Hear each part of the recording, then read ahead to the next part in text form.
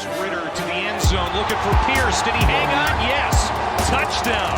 Here on the back as I've been around. Here he goes again. Busts free. Jerome Ford down the sideline. Foot race. House call. Touchdown. 79 yards. Big run in the Peach Bowl. This is a big one too. And it's going to go all the way to the house on the first play from scrimmage.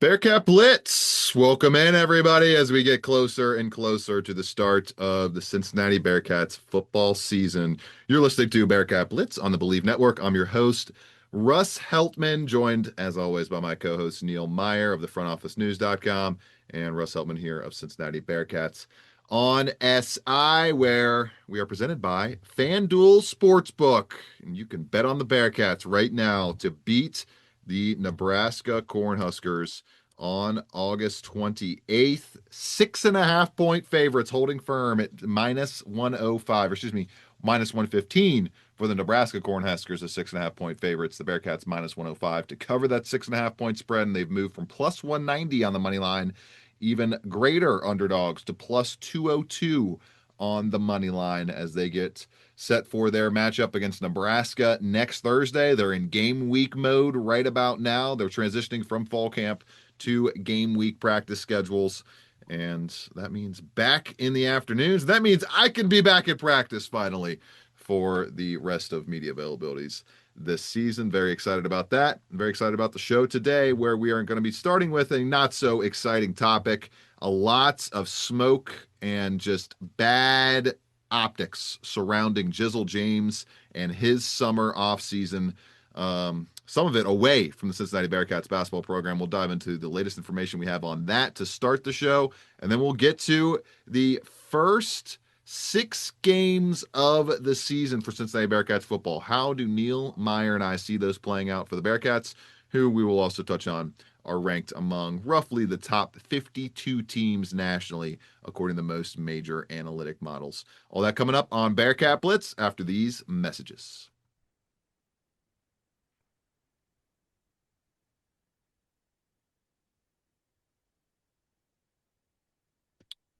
Bearcat Blitz starting off on a kind of a little bit murky, somber, foggy note here around arguably the best player on the Cincinnati Bearcats basketball roster right now, and that is one Jizzel James, who, Neil, setting the stage for people here, was eerily not involved in a lot of the team building activities this summer, was not pictured in a lot of them, was not videotaped in a lot of them. All of the crumbs and little notes that came out from Cincinnati Bearcats media almost once we hit July really did not involve much of Jizzel James. We did not see much of any of Jizzel James in any of the public posting from the Cincinnati Bearcats basketball team. Flash forward a couple weeks later, he's pictured on social media, a post from John Lucas on X of him working out with Rashard Lewis down at John Lucas Enterprises, which is in Houston, Texas, and is a kind of basketball resource facility and also an athlete aftercare facility,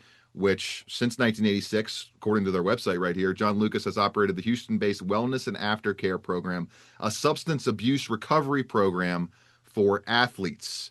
And according to reporting by Bearcat Journal's Chad Brendel, Jizzel James was down at this facility in a capacity to, according to quotes from Chad on the Nightcap show on YouTube, the Bearcat Journal YouTube page, recovery, as a recovery aspect, not really diving into the exact details of what he's recovering from, if there is any exact specific substance abuse.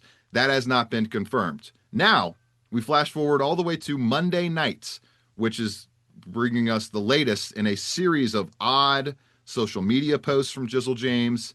He has been all over the place this summer, posting back in May or June, I think it was. He said he was going to the NBA and not playing for the Bearcats on Instagram. The powers that be within the program did not know what was going on there. They didn't have any comment on that situation. And then we get to last night, where he's posting messages back and forth with Sincere Harris, commenting on the messages, saying, quote, Reason I didn't come back to school, honestly, and it's a message of private messages, a group of private messages from Sincere Harris saying, you know what, little expletive crossed out. If you're going to come at me, correct, expletive crossed out. Watch who you talking to. Okay, stop unsending expletive. It looks like Jizzle James was unsending messages that were a part of this thread. And then he also comments at the bottom of the picture, Neil, laughing emoji, laughing emoji, laughing emoji. These expletives, so P word expletive. I'm not going to use that language on the show here. People kind of get what I'm saying. All in all, Neil, that kind of lays it out for everybody. There is something very odd going on with Jizzle James. And according to him, he is not at school right now. And he has not been, I ain't go back to school, quote, honestly, is the quote from Jizzle James. Who knows what's going to happen when fall workouts and the team resumes their activities together in the next couple of weeks. Yeah, there's obviously the big elephant in the room, Russ, is about the situation going on surrounding Jizzle James. And you mentioned the back and forth exchanges between Sincere Harris and Jizzle James that kind of surfaced last night. Sincere actually took to social media last night around midnight. Yeah. Once he got to X, he put out two tweets that said, one said, "Get better, Jizzle," with a heart, and the other said, "All we can do is pray and love for him," with the blessed emoji and another heart. So obviously there's a lot of things going on for Jizzle James, and it sounds like mental health is going to be the kind of main topic there. And obviously that is a huge topic, and that's a topic that Wes Miller has kind of fought for throughout the recent years. We saw it with Aziz Bandago and Jamil Reynolds throughout their NCAA court case. Wes Miller was very adamant that he's going to stand there and be there for his players when situations like this arose. And you mentioned being down in Houston with Rashad Lewis and John Lucas at the John Lucas Enterprise for the recovery aspect. He's been down there for the last few months. Obviously, that's a big thing, but it's worth noting too that he's actually en route to Cincinnati.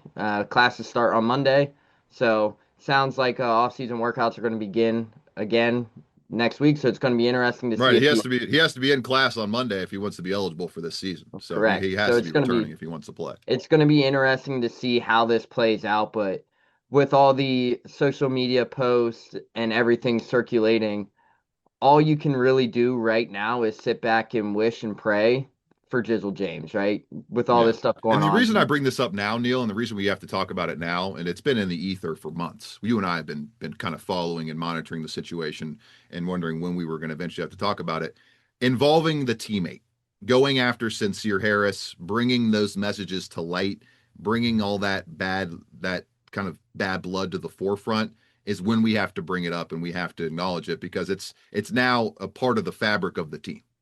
And who knows too, like those could have been obviously used as a joke. We don't know the whole narrative behind the other messages or whatnot, but those two were actually hanging out not too long ago when Jizzle was in Cincinnati. So Right. it's very interesting to see It's those like it's messages. impossible. It's honestly like it's hard to understand what he's even trying to say. Like, Yeah, and you know how things go too with messages. Obviously, those guys have hung out before. They are teammates. They are pretty close. Something could have been taken out of context. Who knows the full situation there? Only those two would know that, and I'm sure it'll probably get brought up at one point, but that's between Jizzle and Sincere. But right now, the best thing Bearcats fans and everybody out there can do is sit back and kind of send your thoughts and prayers to him because obviously he's going through something. Now, nobody knows the extent of what he might be going through. He's got a young son, everybody knows that. But the thing is, you got to sit back and you got to pray for him, his family during this time, and whatever he's going through, and hope everything goes all right to see him back in a Bearcat uniform come November 3rd when the team takes off or tips off the 2025-2026 season. echo the sentiments from Neil. It's just got to update the people and bring the latest information of what we got. But it's just odd. Like even when I asked the media correspondent for the team back in May, June, well, what's going on with Jizzle? What's up with all these social media posts and saying he's going to the league? Just threw up their hands, said it's just social media stuff. So on the low end, Neil, it's just social media, garbage, BS, just having fun, messing with people online. And then on the high end, we don't want it to be that. And you hope and pray, like Neil said, that it's nothing super serious and nothing that is going to keep him from continuing his, first and foremost, educational journey at the University of Cincinnati. And secondly, his athletic journey as well. Wants to keep everything stable. Like this is completely out of nowhere that all this is happening this summer. Never want to see any of this go down, and hopefully it is all much ado about nothing, as they say. Let's take a quick break here on Bearcat Blitz. Before we do that, let's take a look at the Cincinnati Bearcats odds. Football odds to win the Big 12, a wide open Big 12 with odds only as short as plus 550 for Utah and Kansas State and Arizona State, sitting at plus 550 right now. Cincinnati firmly at 35 to 1 to win the Big 12. They have gone from 30 to 35 to 1 on FanDuel Sportsbook over the past few weeks. Maybe you think they could be a sleeper. Put your money where your mouth is on FanDuel Sportsbook. If you believe in the Bearcats, you can do all your wagering there. FanDuel Sportsbook, America's #1 sportsbook and great presenting sponsor of Bearcat Blitz. Back after this on the Believe Network.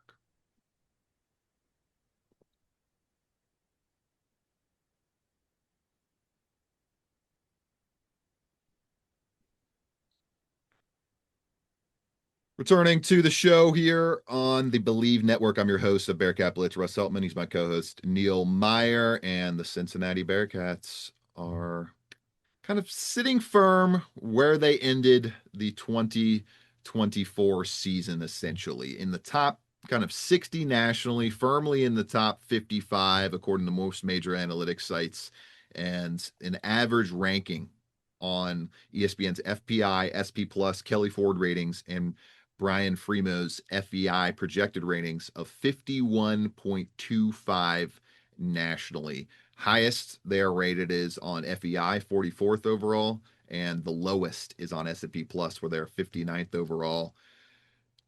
Kind of feels right about where the Bearcats should be, Neil. Yeah, that's right there where the Bearcats should be, right? So there's a lot to talk about on the football aspect. Obviously, in terms of fall camp going on, we're about 9 days out from Nebraska. That's right where a lot of people should expect Cincinnati to be, especially in my opinion. And then let's get to our top six or first six games of the season. Neil, leave the floor to you. Your predictions for the non-conference. Then I'll give my non-conference predictions game by game. Yeah, it's going to be interesting too, Russ. So we start with the Nebraska game. I think that's going to be the game everybody is looking at in terms of how this offseason might be. Could it make or could it break Cincinnati?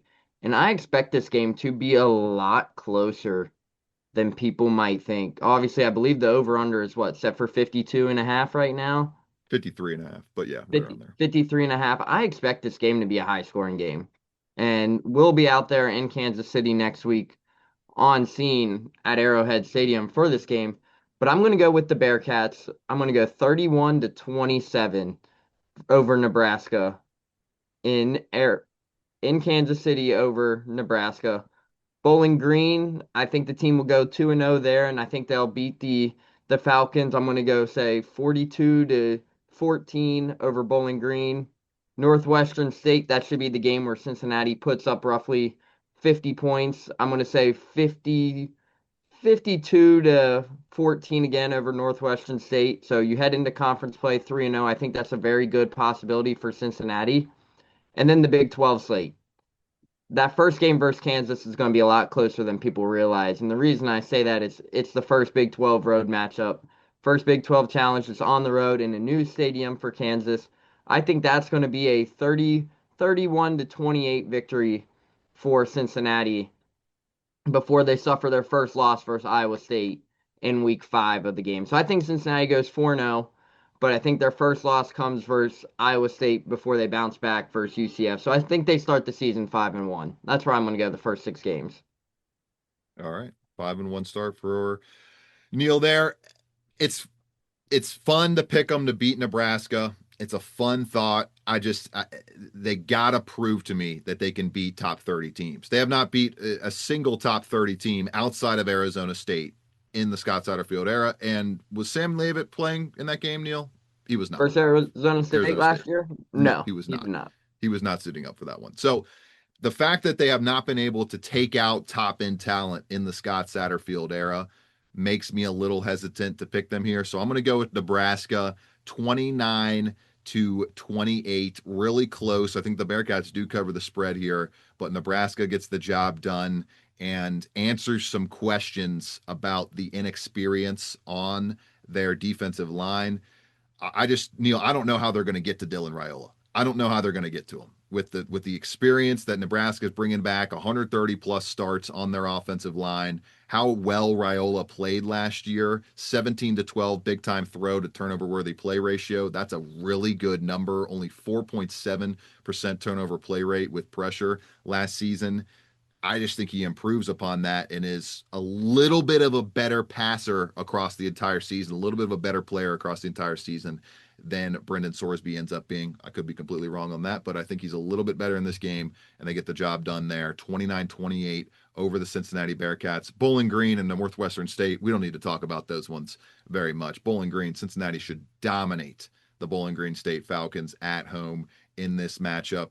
I don't even think Bowling Green is one of the top teams in the MAC, let alone even a close to a top 60 team nationally, and they're going on the road in this matchup. So I got the Bearcats easily winning that one like 42-20, and Bowling Green ranked 102nd nationally on ESPN's FPI. So that should be an absolute housing for the Cincinnati Bearcats there. Similar against Northwestern State. Give me 52-10, just something 40 plus points. They should dominate that game. Northwestern State, an FCS school. You should never have any trouble with those opponents. And then that takes us to Kansas, which, Neil, I believe they will get the job done at Kansas. I think the Kansas, who knows who they're going to have at quarterback by that point in the calendar with how much of an injury issue Daniels has gone through or experienced in his time as the Kansas signal caller. I think they get the job done on the road there, 21-20 in a kind of a knockdown, drag out defensive fight. And then they lose at home to Iowa State to close the opening half of the season, or close the first 5 games of the season to Iowa State. And then we have UCF at home. I think UCF will fall to the Cincinnati Bearcats in a 30-27 matchup there, and Cincinnati goes down 24-23 to the Iowa State Cyclones in that matchup against a 22nd ranked Iowa State team right now on October 4th, 2025. Neil, I actually think Iowa State is going to be your Big 12 champion this fall. See, I can't say that about Iowa State. They'll be in contention for it, but I still think your Big 12 championship team is going to be Texas Tech. You don't spend $25 million on a roster with everything going well for Joey McGuire down there. I still think Texas Tech's defensive line, they made that a priority this season. I still think Texas Tech will be your Big 12 championship, but I do think Iowa State will be right there in contention, though. Anything else stick out to you on across these first 6 games, Neil, in terms of just top matchup you want to see, just anything that you think could be of note as we close out here? Yeah, I think the first 2 Big 12 matchups, Russ, you mentioned Jalen Daniels and his health situation. If Jalen Daniels is healthy, cool, that'll be a very good matchup and a very fun matchup to watch. But if Jalen Daniels, something happens again like it has the last 2 seasons where he has not been able to be on the field come week 4, it's going to be interesting. But I'm really curious to see when week 5 rolls around, how does Cincinnati find a way to stop Rocco Beck? That's going to be the main issue, right? Yeah. We saw it 2 years ago. Rocco Beck and Iowa State came into Nippert Stadium and just walked all over Cincinnati. Last season, it was kind of back and forth. It was a little bit close, and then Iowa State blew it away at the end. But it's going to be curious. How does Cincinnati get pressure to Rocco Beck, right? That means Dante Corleone, Micah Coleman, Jalen Hunt, whatever it might be. Cincinnati is going to have to find a way to stop the run game and get to Rocco Becht in that game in order for them to win that game. So I'm really curious to see how does Cincinnati's defensive line kind of hold up throughout the first 5 weeks of the season. Right, and Rocco Becht is going to be probably a different offense for the Iowa State Cyclones this year, a little less downfield targeting. They're not going to have 2,000-yard receivers on right. both outside. Higgins and Noel are gone, right? Yeah, both. Yep, both of them are with Houston in the NFL. Right, exactly. So I would imagine you get back to a more Matt Campbell, knockdown, drag out, 12, 13 personnel, more tight end usage. And that could make it even more difficult to force turnovers against Iowa State, which is a very, very sound team at not turning the ball over under Rocco Becht, who did increase his turnover worthy play rate last year from 2.6% to 3.6%, but that big jump was kind of due to the downfield passing. And I think it's going to regress back to the mean and make it even harder for a team in Cincinnati that didn't turn teams over very often last season to turn the ball over a lot in this game against Iowa State. That's going to be a really difficult matchup for them to pull off.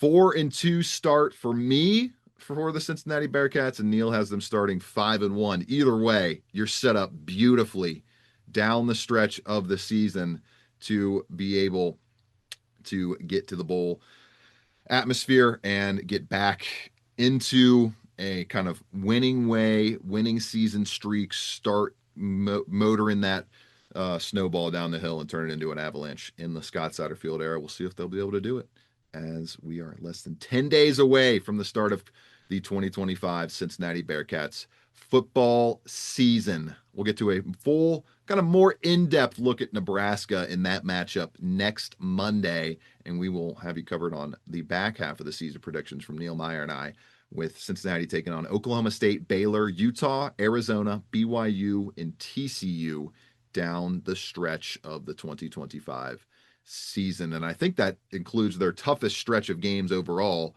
coming at Oklahoma State, home against Baylor, and at Utah, which was deemed, compared to all the other schools in the Big 12, as the easiest, toughest 3-game stretch in the entire conference. Even more reason for the Bearcats to think they can make a bowl game this fall. For Neil Meyer, I'm Russ Eltman. This has been Bearcat Blitz, presented by FanDuel Sportsbook on the Believe Network.